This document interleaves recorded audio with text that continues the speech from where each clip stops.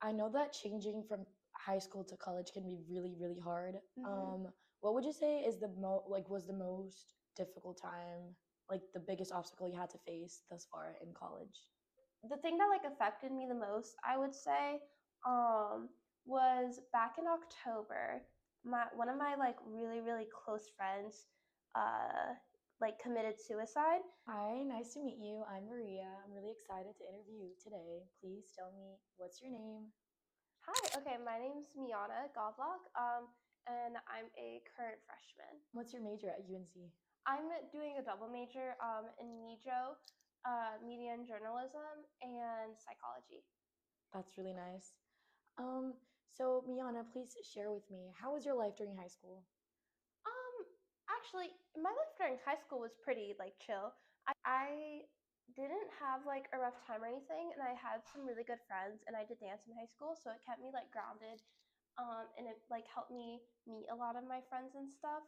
Pretty good time in high school. I had What was your favorite thing about coming to Carolina? Like, what were you most excited about? Because college and high school are very different. So, what would you say like was your favorite thing about it? like the freedom. I think my parents were kind of strict in high school. I always had to ask before I like went to go do something with like my friends or whatever. And so I was like, looking forward to the freedom that I was gonna have in college, and then I was looking forward to meeting a bunch of new people from like very diverse areas. Because where I'm from is like very much like I guess three predominant races, and so there's just not that much like diversity or anything, and you don't really meet people from like different walks of life because it's like the same people you've known since you were like a little kid. I know that changing from high school to college can be really, really hard. hmm What would you say is was the most difficult time, like the biggest obstacle you had to face thus far in college? The thing that like affected me the most, I would say, was back in October. My one of my like really close friends, uh, like committed suicide, and so that was pretty difficult. I think just because it was like really what's the word I'm looking for? Shocking. I like didn't expect that at all, and it was odd because I just seen him like a week prior, and we had gotten food together, and so I would say that was like really hard for me for a minute, and my grades started slipping because I just was like not in a good headspace. Like, and I started becoming like reclusive. Like, I didn't really want to see anybody or do anything. I have really lovely and wonderful friends, so I found solace in the fact that they would still come and like see me, even when I was like being reclusive or whatever, and they would kind of like force me out of my dorm. And then I also planned like a memorial, I guess you could say. A lot of people came to it, and his parents even came to it, and that's how I found like closure, I guess you could say. How was the process of organizing? Like, how did you come up with that idea? I think it happened October 15th. I found out October 17th.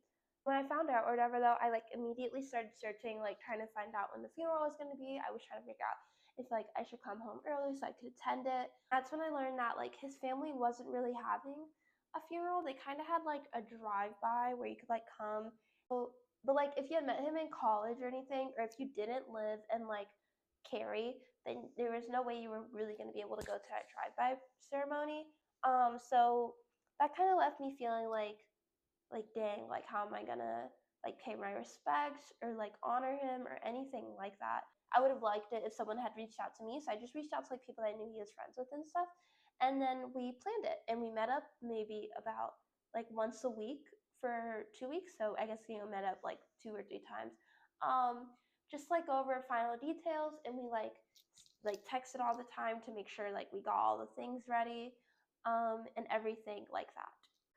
What would you say helped you the most to go through this process besides like putting up a memorial to him? Like, what would you say was the best like source of comfort and that helped you to move on, you know?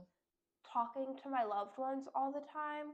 My mom was calling me like at lunch, at dinner, right before she went to bed, and just like saying like it was like random stuff. And then my grandparents would call me, which they don't do that often.